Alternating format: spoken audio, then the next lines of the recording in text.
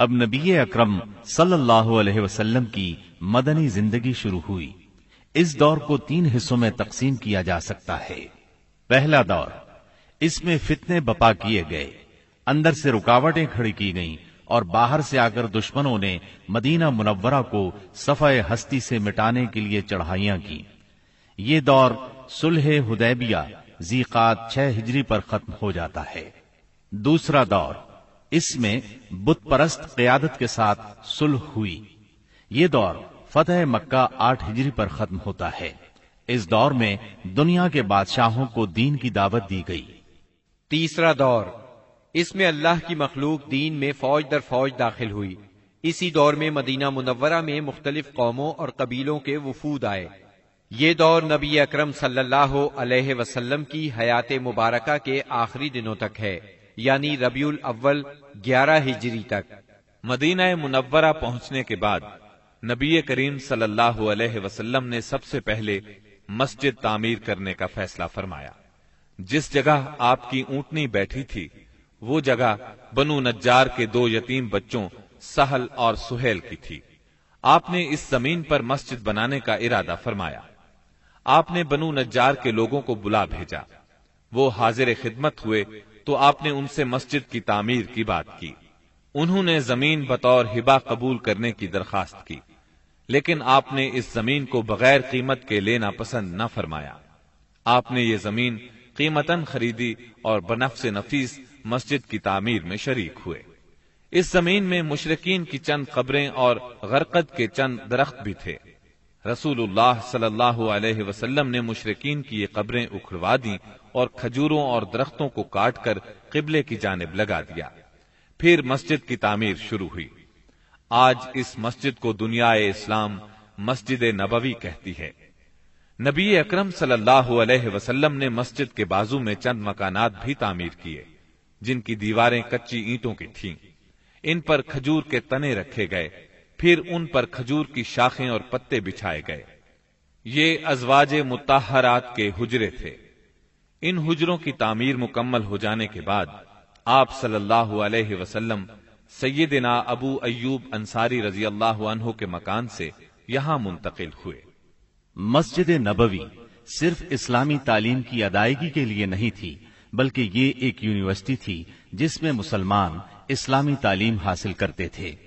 اس مسجد کا صحن ایک ایسی جگہ تھی جس میں مدتوں جاہلانہ نفرت، عداوت، کشاکش اور باہمی لڑائیوں سے دوچار رہنے والے قبائل کے افراد اب میل ملاپ اور پیار و محبت سے بیٹھتے، دین کی تعلیم حاصل کرتے اور یہ تعلیم اپنی عورتوں تک پہنچاتے تھے۔ یہ ایک مرکز تھا۔ اسی مرکز سے اس ننھی سی اسلامی ریاست کا نظام چلایا جاتا تھا اور مختلف قسم کی مہمات یہاں سے بھیجی جاتی تھیں۔ اس کے علاوہ اس کی حیثیت ایک پارلیمنٹ کی بھی تھی، جس میں مجلس شورا اور مجلس انتظامیہ کے اجلاس منعقد ہوتے تھے۔ ان تمام امور کے ساتھ ساتھ مسجد نبوی فقراء اور مساکین کی ایک کافی بڑی تعداد کا ٹھکانہ بھی تھی۔ یہ وہ لوگ تھے جن کا کوئی مکان نہیں تھا، جن کے پاس کوئی مال تھا، نہ بیوی بچے تھے۔ انہی اصحاب کو اصحاب صفہ کہا جاتا ہے۔ اب مسلمان 5 نمازیں باجماعت ادا کرنے کے لیے حاضر ہو رہے تھے اور اس کے لیے وہ وقت کا اندازہ لگاتے تھے، مگر دقت یہ تھی کہ کوئی بہت پہلے آ جاتا تھا تو کوئی دیر سے پہنچتا۔ چنانچہ نبی کریم صلی اللہ علیہ وسلم اور مسلمانوں نے مشورہ کیا کہ کوئی ایسی علامت اختیار کی جائے جس سے سب کو وقت کا پتہ چل جائے۔ سیدنا عمر رضی اللہ عنہ نے کہا، کیوں نہ کسی آدمی کو بھیج دیا جائے جو الصلاۃ جامعۃ یعنی نماز جمع کرنے والی ہے پکار دیا کرے۔ رسول اللہ صلی اللہ علیہ وسلم نے یہی رائے قبول کی اور اسی پر عمل کیا۔ پھر عبداللہ بن زید بن عبد ربہ انصاری رضی اللہ عنہ نے خواب میں اذان سنی اور آ کر رسول اللہ صلی اللہ علیہ وسلم کو خبر دی۔ آپ نے فرمایا، یہ سچا خواب ہے۔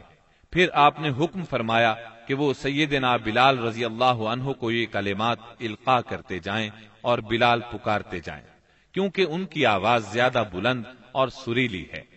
چنانچہ سیدنا بلال رضی اللہ عنہ نے اذان کہی۔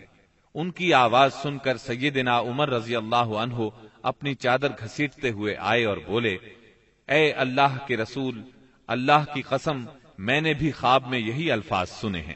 اس سے اس خواب کی مزید تائید ہو گئی اور اسی روز سے یہ اذان اسلام کا شعار بن گئی۔ مسجد کی تعمیر سے فارغ ہو کر رسول اللہ صلی اللہ علیہ وسلم کو ان مہاجرین کی فکر لاحق ہوئی جو مکہ معظمہ سے بے سر و سامان نکلے تھے، صرف ایمان اور اسلام کی دولت ساتھ لائے تھے۔ چنانچہ آپ نے مہاجرین اور انصار کے درمیان رشتہ اخوت یعنی بھائی چارہ قائم کرنے کی طرف توجہ فرمائی۔ آپ نے انصار کو سیدنا انس بن مالک رضی اللہ عنہ کے گھر جمع فرمایا۔ مہاجرین کی تعداد 45 تھی۔ آپ مہاجرین اور انصار میں سے ایک ایک کو بلاتے گئے اور فرماتے گئے، تم بھائی بھائی ہو۔ پھر ہوا یہ کہ یہ اخوت حقیقی اخوت سے بھی بڑھ گئی۔ اس موقع پر انصار نے جس فیاضی، ایثار اور میزبانی کا مظاہرہ کیا، انسانی تاریخ اس کی مثال پیش کرنے سے قاصر ہے۔ انصار نے مہاجر بھائیوں کی حیثیت مہمانوں کی نہ رہنے دی، بلکہ انہیں اپنی جائیداد اور کاروبار میں برابر کا حصے دار بنا لیا۔ اس طرح مہاجرین بہت جلد اپنے پیروں پر کھڑے ہو گئے۔ مہاجرین سے یہ انصار کی محبت ہی کا نتیجہ تھا کہ انہوں نے نبی صلی اللہ علیہ وسلم پر اپنے کھجوروں کے باغات پیش کیے کہ آپ ان باغات کو ان کے اور مہاجرین کے درمیان تقسیم کر دیں۔ آپ نے انکار فرمایا تو انصار نے مہاجرین سے کہا، آپ لوگ کام کر دیا کریں، ہم پھلوں میں آپ لوگوں کو شریک کر لیں گے۔ آپ صلی اللہ علیہ وسلم نے اس تجویز کو پسند فرمایا۔ سیدنا سعد بن ربیع رضی اللہ عنہ بڑے مالدار انصاری تھے۔ انہوں نے اپنے مہاجر بھائی سیدنا عبد الرحمن بن عوف رضی اللہ عنہ سے کہا، میرا مال آدھا آدھا تقسیم کر لو، میری 2 بیویاں ہیں، دیکھو جو تمہیں پسند ہو مجھے بتلا دو، میں اسے طلاق دے دیتا ہوں، عدت گزر جائے تو اس سے شادی کر لینا۔ یہ سن کر سیدنا عبد الرحمن بن عوف رضی اللہ عنہ نے فرمایا، اللہ آپ کے اہل اور مال میں برکت دے، مجھے آپ بازار کا راستہ بتا دیں۔ انہوں نے بنو قینقاع کے بازار کا پتہ بتلا دیا۔ یہ بازار چلے گئے، محنت مزدوری کی، واپسی پر ان کے پاس کچھ فاضل پنیر اور گھی تھا۔ پھر تھوڑے ہی دن گزرے تھے کہ انہوں نے مال بھی کمایا اور ایک انصاری عورت سے شادی بھی کی۔ مدینے میں مسلمانوں کے علاوہ 2 اور جماعتیں بھی تھیں۔ یہ دونوں جماعتیں ہر لحاظ سے مسلمانوں سے مختلف تھیں۔ ان کا عقیدہ، دین، مصلحتیں، ضروریات، جذبات اور احساسات بالکل مسلمانوں کے خلاف تھے، اور یہ دونوں جماعتیں تھیں مشرکین اور یہود کی۔ چنانچہ نبی اکرم صلی اللہ علیہ وسلم نے ایک عہد و پیمان مسلمانوں کے مابین کرایا اور ایک دوسرا عہد و پیمان مسلمانوں اور مشرکین نیز مسلمانوں اور یہود کے درمیان کرایا، اور اس بارے میں ایک تحریر بھی لکھی گئی جس کے خاص خاص نکات یہ ہیں۔ نمبر 1، قریش اور یثرب کے مومنین و مسلمین اور ان کے ماتحت ہو کر ان کے ساتھ ملنے والے اور جہاد کرنے والے بقیہ لوگوں سے الگ ایک امت ہیں۔ نمبر 2، ان کی دیت کی ادائیگی اور قیدی کی رہائی اہل ایمان کے درمیان سابق دستور کے مطابق ہوگی، اور یہ فدیے اور دیت میں اہل ایمان کی مدد کریں گے۔ نمبر 3، یہ لوگ مفسد، ظالم اور باغی کے خلاف ایک ہاتھ ہو کر اٹھیں گے، چاہے وہ ان کی اپنی اولاد ہی کیوں نہ ہو۔ نمبر 4، کوئی مومن کسی مومن کو کافر کے بدلے قتل نہیں کرے گا اور نہ کسی مومن کے خلاف کسی کافر کی مدد کرے گا۔ نمبر 5، اللہ کا ذمہ ایک ہے، لہذا ایک معمولی آدمی کا دیا ہوا ذمہ بھی سارے مسلمانوں پر لاگو ہوگا۔ نمبر 6، جو یہود مسلمانوں کے پیروکار ہو جائیں ان کی مدد کی جائے گی اور وہ دوسرے مسلمانوں کی طرح ہوں گے۔ نمبر 7، مسلمانوں کی صلح ایک ہوگی۔ نمبر 8، جو کسی مومن کو قصدن قتل کر دے اس سے قصاص لیا جائے گا، سوائے اس صورت کے کہ مقتول کے ولی راضی ہو جائیں، اور اہل ایمان پر ضروری ہے کہ سب قاتل کے خلاف اٹھ کھڑے ہوں۔ نمبر 9، کسی مومن کے لیے حلال نہیں کہ کسی ہنگامہ برپا کرنے والے یا بدعتی کی مدد کرے یا اسے ٹھکانہ مہیا کرے۔ نمبر 10، ان کے درمیان کسی بات میں اختلاف ہو تو اسے اللہ اور اس کے رسول کی طرف لوٹایا جائے گا۔ اس عہد و پیمان کے علاوہ نبی اکرم صلی اللہ علیہ وسلم نے مختلف اوقات اور موقعوں پر مسلمانوں سے اسلامی اخوت کا حق بھی بیان فرمایا۔ انہیں آپس میں تعاون، مدد، اتحاد و یگانگت، غم گساری اور خبر گیری کی ترغیب دی، یہاں تک کہ یہ اخوت تاریخ کی انتہائی بلندیوں تک پہنچ گئی۔ باقی رہے مشرکین تو ان کا معاملہ اور تھا۔ ان کی اکثریت اپنے سرداروں اور بڑوں سمیت مسلمان ہو چکی تھی، اور ان میں اتنی سخت نہیں تھی کہ مسلمانوں کے مقابلے میں کھڑے ہو سکیں، لہٰذا ان سے نبی اکرم صلی اللہ علیہ وسلم نے یہ عہد لیا کہ کوئی مشرک قریش کی جان و مال کو پناہ نہیں دے گا اور نہ کسی مومن کے آگے اس کی حفاظت کے لیے رکاوٹ بنے گا۔ اس عہد کے بعد ان کی طرف سے کوئی اندیشہ نہ رہا۔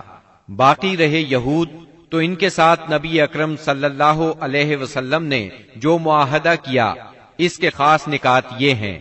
نمبر 1، یہود مسلمانوں کے ساتھ ایک امت ہوں گے، ان کے لیے ان کا دین اور مسلمانوں کے لیے مسلمانوں کا دین ہوگا، ان کے ذمے ان کا خرچ ہوگا اور مسلمانوں کے ذمے مسلمانوں کا خرچ ہوگا۔ نمبر 2، جو طاقت اس معاہدے کے کسی بھی فریق سے جنگ کرے گی یا یثرب پر حملہ کرے گی، سب آپس میں اس کے خلاف تعاون کریں گے اور ہر ایک اپنی جانب کا دفاع کرے گا۔ نمبر 3، اس معاہدے کے شرکاء کے درمیان خیر خواہی، خیر اندیشی اور نیکوکاری کے تعلقات ہوں گے، گناہ کے نہیں۔ نمبر 4، آدمی اپنے حلیف کے جرم میں نہیں پکڑا جائے گا۔ نمبر 5، مظلوم کی مدد کی جائے گی۔ نمبر 6، جب تک جنگ برپا رہے گی یہود بھی مسلمانوں کے ساتھ خرچ برداشت کریں گے۔ نمبر 7، اس معاہدے کے شرکاء پر یثرب میں ہنگامہ آرائی اور کشت و خون حرام ہوگا۔ نمبر 8، اگر ان میں کوئی ہنگامہ یا جھگڑا برپا ہو جائے تو اس کا فیصلہ اللہ اور اس کے رسول کریں گے۔ نمبر 9، قریش اور ان کے مددگاروں کو پناہ نہیں دی جائے گی۔ نمبر 10، یہ معاہدہ کسی ظالم یا مجرم کے لیے آڑ نہیں بنے گا۔ اس معاہدے کی روح سے یثرب کے سارے باشندے مسلمان، مشرکین اور یہود ایک ہی وحدت کی لڑی میں پرو دیے گئے۔ مدینہ اور اس کے اطراف کو ملا کر ایک آزاد اور خود مختار حکومت قائم ہو گئی۔ اس میں مسلمانوں کا کلمہ نافذ تھا اور اس کے سربراہ محمد صلی اللہ علیہ وسلم تھے۔